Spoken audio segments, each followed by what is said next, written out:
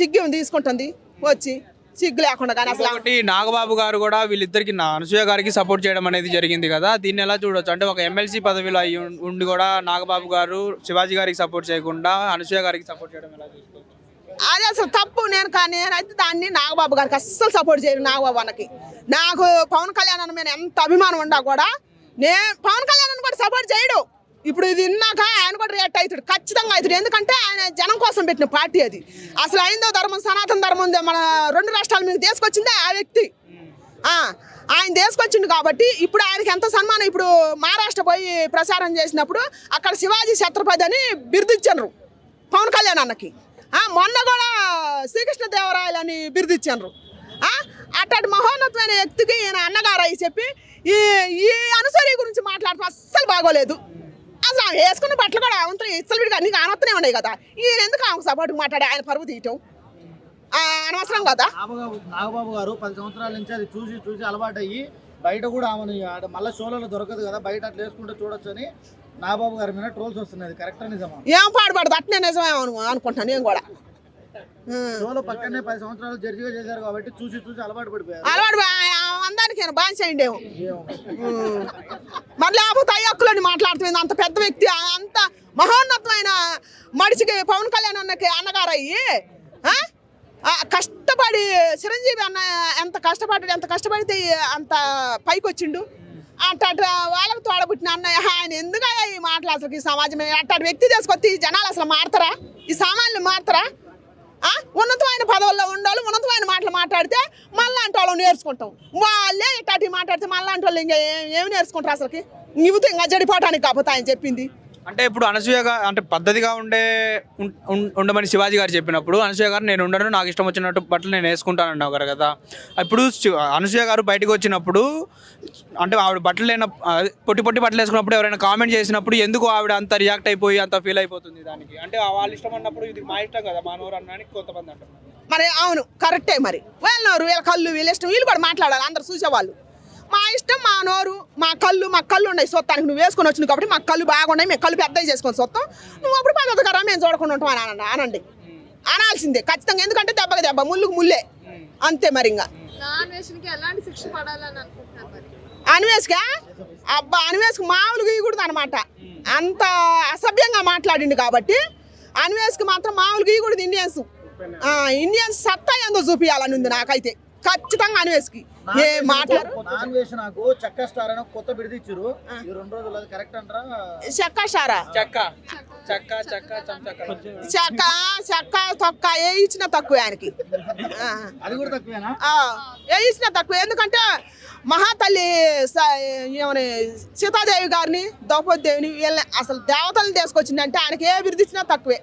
తొక్కనొచ్చు చెక్కనొచ్చు ఏదైనా అనొచ్చు. అంటే దేవతలే బట్టలు వేసుకోరు, అలాంటిది మీకెందుకు? ఇప్పుడు మహిళలు వాళ్ళ ఇష్టం వచ్చినట్టు బతుకుతారని నాన్ వెజ్ కూడా అంటున్నారు. వీళ్ళు ఇప్పుడు మహిళలు బట్టలు హక్కులు అని మాట్లాడే వాళ్ళంత లేదా, వాళ్ళకే ఎక్కువ అసలు చూడాలని పిచ్చొట్టుంది.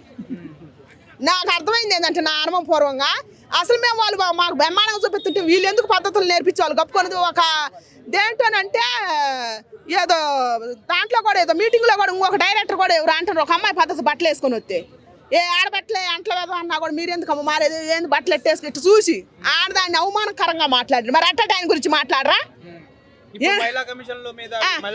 మరి ఆయన పెట్టరా? ఆయన ఎంత అవమానంగా మాట్లాడిండు. ఇప్పుడు ఆడపిల్ల పద్ధతి బట్టలు వేసుకొని వచ్చింది, వచ్చినప్పుడు ఆయన ఎట్టు మాట్లాడిండు? ఆయన మాట్లాడకూడదు కదా. ఒకప్పుడు బాలకృష్ణ గారు కూడా స్టేజ్ మీద కొన్ని మాట్లాడడం జరిగింది. హీరోయిన్ ముద్దులు పెడితేనే నా ఫ్యాన్స్ చూస్తారు, నా ఫ్యాన్స్ బాగా ఎంజాయ్ చేస్తారు అనేసి అన్నారు. మరి అప్పుడు బాలకృష్ణ గారి మీద ఎవరు ఎందుకు కేసులు పెట్టలేదు? ఎందుకంటే ఆయన పెద్ద వ్యక్తిగా ఆయన కానీ మూట ఎక్కువ ఉంది. ఆయన మూట బాగా మంచి మూట, ధనం ఎక్కువ ఉంది. అదిగా కాన ఎక్కువ తక్కువ మాట్లాడితే కాల్చిపారేస్తాడు ఆయన అనరు. ఎందుకంటే పాప శివాజీ గారు మంచి వ్యక్తిగా.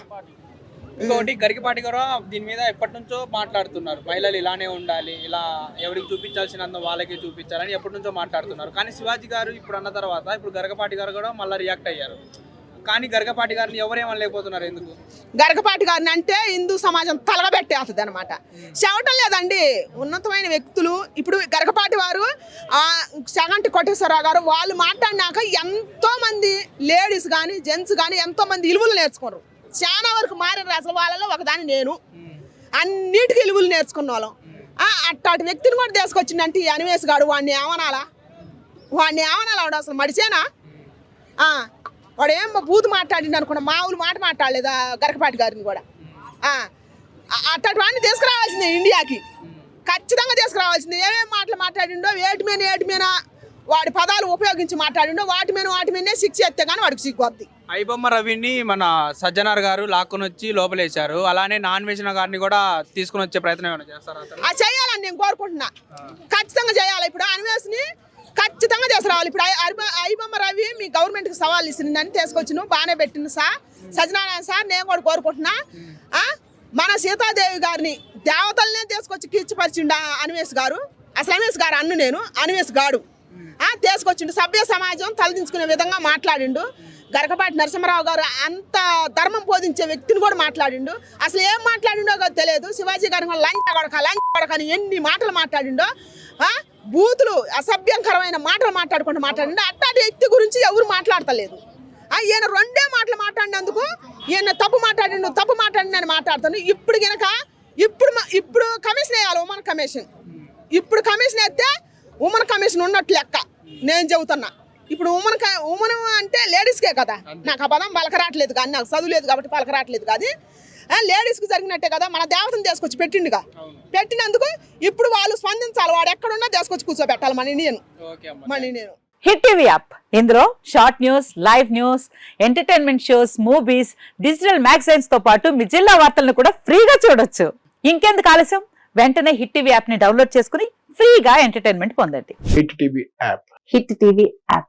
Please download hit TV app. Hit TV app ని ఫ్రీగా డౌన్లోడ్ చేసుకొని ఎంజాయ్ చేయండి. మీకు నచ్చిన ఎంటర్టైన్మెంట్ కోసం హిట్ టీవీ యాప్ ని ఫ్రీగా డౌన్లోడ్ చేసుకొని ఎంజాయ్ చేయండి. హిట్ టీవీ యాప్ ని డౌన్లోడ్ చేసుకుని ఆస్వాదించండి, ఆశీర్వదించండి. ఇంతమంది సెలబ్రిటీలు హిట్ టీవీ యాప్ ని డౌన్లోడ్ చేసుకోండి అని చెప్తున్నారంటే ఎంత మంచి యాప్ ఆలోచించండి. అమెరికా అమెరికా అమెరికా అమెరికాలో చదవాలనుకునే వాళ్ళకి విశ్వసనీయమైన పేరు మన శౌర్య కన్సల్టెన్సీ. UK లో 1 year masters. UK లో 1 year masters. 2 years work permit up to 5 years visa. Contact Saurya Consultancy. Contact 89851 89851.